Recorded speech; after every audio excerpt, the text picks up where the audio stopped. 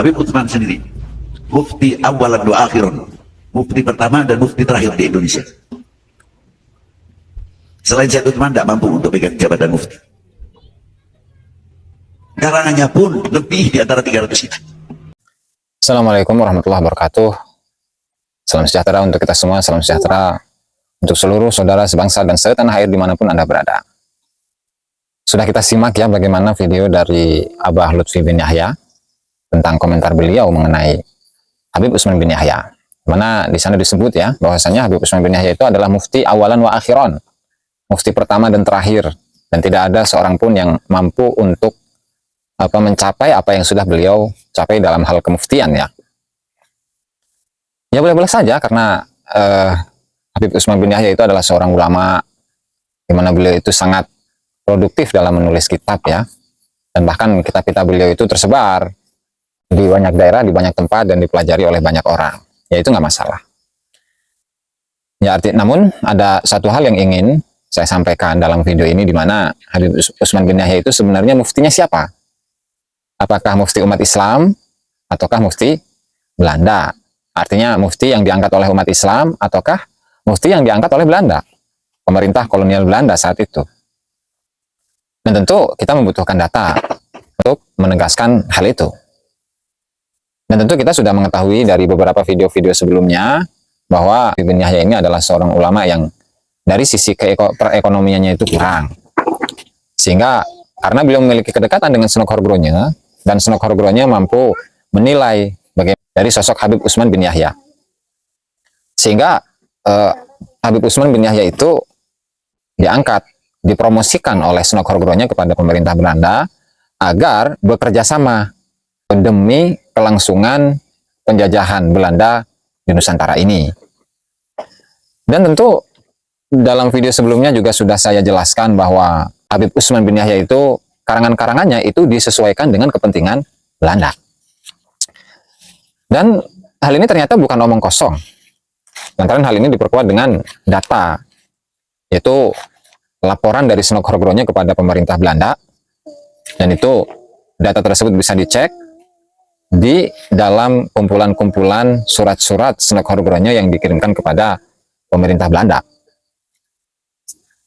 Dan Habib Utsman bin Yahya itu benar apa yang dikatakan oleh sebagian orang bahwa Habib Utsman bin Yahya adalah seorang PNS biasa yang bekerja kepada Belanda yang kemudian digaji oleh Belanda per bulannya itu adalah 100 gulden. Dan itu sudah datanya sudah jelas yang sudah seringkali saya bicarakan mengenai hal itu. Lalu jika muncul pertanyaan, apakah benar tulisan-tulisan, karya-karya, kitab-kitab dari Habib Utsman bin Yahya itu disesuaikan dengan kepentingan pemerintah Belanda? Ternyata betul. Sebagaimana penulisan dari Senok Horgronya, itu di dalam bukunya di halaman 1624, ya, nanti dikutipkan. Di sana dijelaskan bahwa karangan-karangan Habib Utsman memang sangat berharga bagi pemerintah pusat. Berarti tulisan-tulisannya Habib Utsman sangat bermanfaat bagi pemerintah pusat kolonial Belanda. Apalagi karena bagi penduduk beragama Muhammadan, karangan tersebut mempunyai pengaruh kuat berkat keulamaannya yang langka di daerah ini. Di samping itu, ia juga mempunyai kewibawaan atas perbuatan dan asal-usulnya yang baik. Ia berasal dari satu keluarga yang dihormati, dan ia lama belajar di Hadramut dan di Mekah. Malahan dia pernah berlagak sebagai ketua pada sidang-sidang Mufti Syafi'i, yang di negeri ini pun terkenal sebagai pakar yang tertinggi mengenai hal Islam. Oleh karena itu, ia juga tetap berhubungan dengan ilmuwan-ilmuwan di Mekah, sehingga sampai sekarang ia dapat meminta pendapat mereka yang berkuasa tentang pelbagai hal-hal dan tak jarang ia malahan dapat mempengaruhi nada jawaban mereka. Ya, jadi beliau sangat produktif dan dalam tulisan-tulisannya itu sangat bermanfaat bagi kolonial Belanda. Kemudian, dan secara lisan, Senok Horgronya melanjutkan, dan secara lisan dan tulisan, di mana-mana ia selalu mengkhotbahkan kepada pribumi dan orang asing Muhammadan yang bermukim di sini tentang ketaatan kepada pemerintah. Ya wajar karena beliau adalah seorang PNS bagi kalangan Belanda dan dia selalu menuruti apa yang diinginkan oleh Belanda, dan meskipun itu berupa penyusunan kitab, dan itu adalah satu hal yang real, yang nyata, sebuah fakta yang tidak bisa dibantahkan. Lalu kemudian mengenai bagaimana sikap-sikap dari Habib Utsman bin Yahya yang menunjukkan akan kecondongan beliau atau bahkan sebagai tugas beliau kepada kolonial Belanda demi terlaksananya atau kesuksesannya penjajahan Belanda kepada masyarakat Nusantara, ya, di Pulau Jawa ataupun pulau-pulau yang lainnya. Nah, itu dapat kita saksikan di dalam sebuah kitabnya, yaitu kitab Manhajul Istiqomah Fid Dini Bisalamah. Jadi alhamdulillah ini saya mendapatkan hadiah dari sahabat saya, dari saudara saya, yaitu Gus AR dari akun AR9. Alhamdulillah, dan ini kitabnya sudah sampai.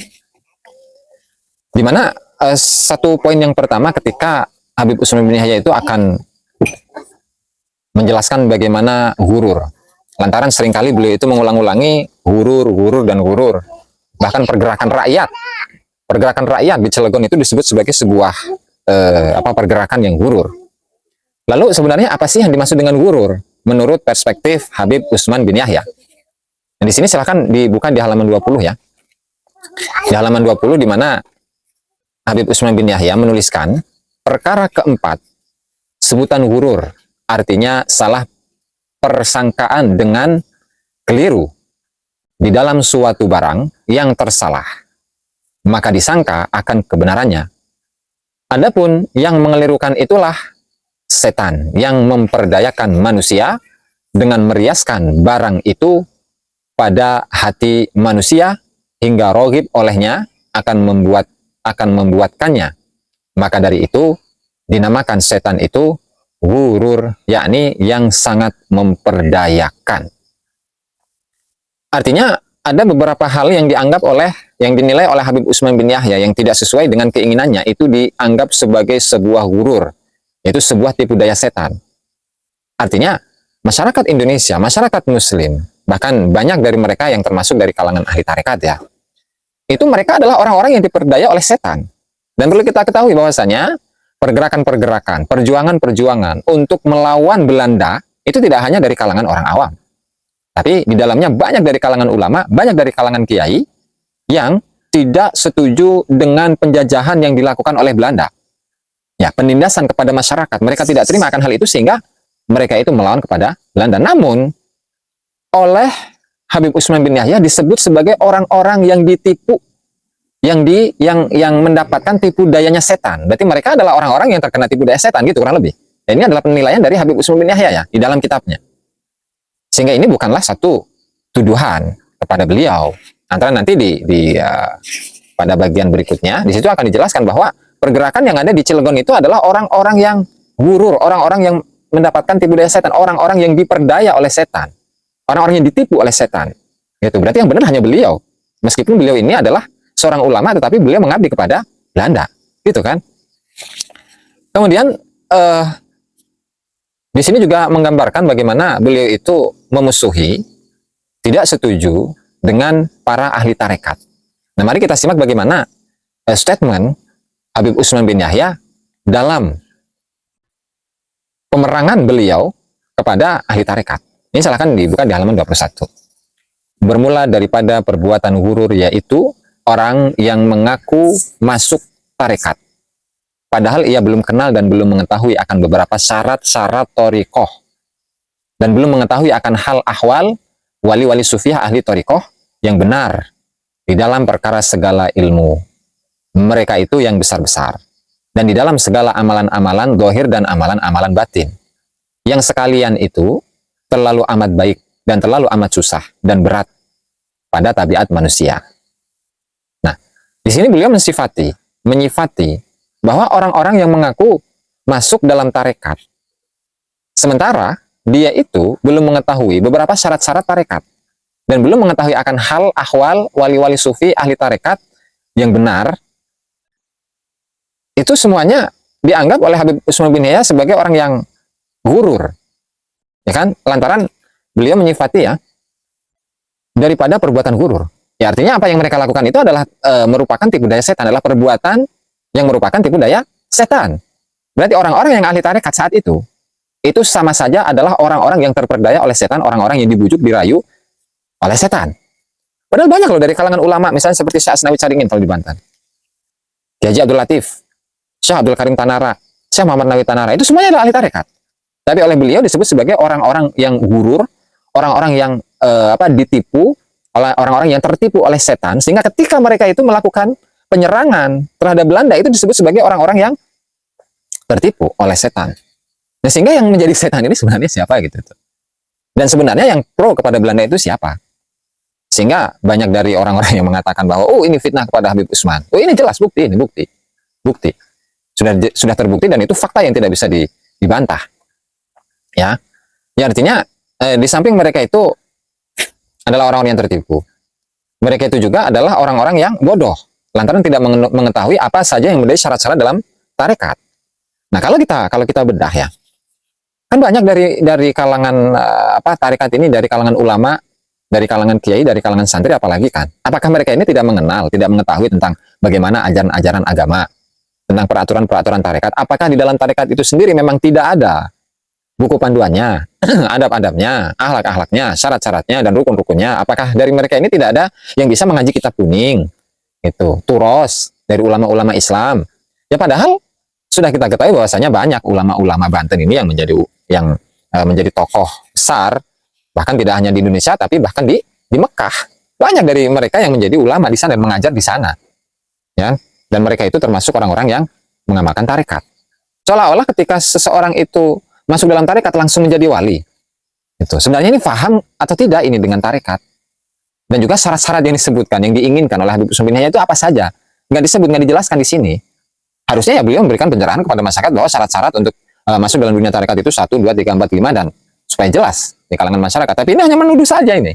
Hanya menjustifikasi, menuduh, dan seolah-olah mereka adalah orang yang selalu salah gitu kan. Maka dari sebab kejahilannya ya, pada yang dinamakan itu, maka ia sangka bahwa perbuatan yang dinamakan tarekat zaman sekarang ini itulah ia tarekat yang benar. Sebab ia lihat bahwa itu membuat ibadah pada Allah Ta'ala dengan memberi zikir padanya. Maka inilah keliru yang dekat, gurur di dalam suatu perbuatan adanya. Dan demikian pula sangka setengah daripada orang yang jahil pada babul jihad. Nah ini sekarang mengenai jihad ya. Ya. Oke, itu untuk poin yang pertama. Nanti akan kita bahas mengenai jihad ya. Nah lalu untuk mengenai pemberontakan yang oleh orang Belanda itu membahasakannya dengan pemberontakan Cilegon, geger Cilegon ya, pemberontakan Cilegon. Itu juga dituliskan oleh Habib Usman bin Yahya. Yaitu apa? Di sini silahkan dibuka di halaman 22. Nah, dari ini diketahui bahwa perbuatan bikin rusuh negeri sebagaimana yang telah jadi di Cilegon, Banten, dan yang dahulu di Bekasi, sekalian itu batil, bukannya jihad, sebab tiada syarat-syaratnya.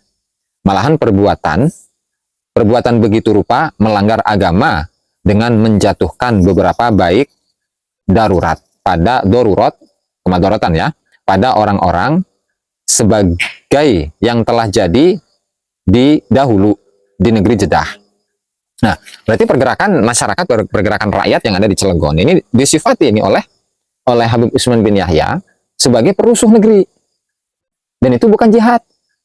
Ya, dan itu sudah terjadi di Banten dan juga terjadi di Bekasi. Dan itu batil. Itu bukan jihad. Lantaran syarat-syaratnya tidak ada. Ya kan? Bahkan itu merupakan pelanggaran dari agama. Ini kata Habib Usman ya. Itu merupakan pelanggaran dari agama. Lantaran apa? Hal itu dapat menjatuhkan kemadaratan bagi masyarakat yang luas. Itu adalah pandangan dari Habib Usman bin Yahya terkait geger Cilegon. Lalu, bagaimana tanggapan dari Senok Horgronya yang merupakan sahabat karib dari Habib Usman bin Yahya mengenai tulisan dalam kitab ini? Ya, tulisan dalam kitab Manhajul Istiqomah Fid Dini di Salamah. Oke. Mari kita simak.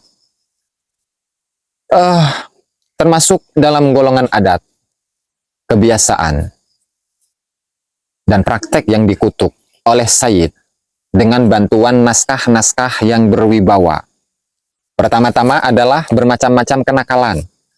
Selanjutnya tak terhitung banyaknya bentuk-bentuk ketahayulan. Ya, kemudian lalu tentang tarekat-tarekat yang sebelumnya sudah sering dilawan oleh Habib Utsman. Menurutnya, hal ini tidak pantas bagi kaum muslimin zaman sekarang dan hanya menimbulkan foya-foya di kedua pihak, para guru dan para murid. Akhirnya, dan ini pasti boleh dianggap sebagai sangat penting, usaha mengadakan apa yang dinamakan perang sabil atau perang suci yang menurut ulasan Habib tidak ada syaratnya yang mutlak di negeri ini. Ulasan tersebut terakhir ini bertambah lagi arti pentingnya karena dengan tegas Sayyid menggambarkan dan mengutuk gerakan di Cilegon dan di Bekasi sebagai gerakan keagamaan palsu.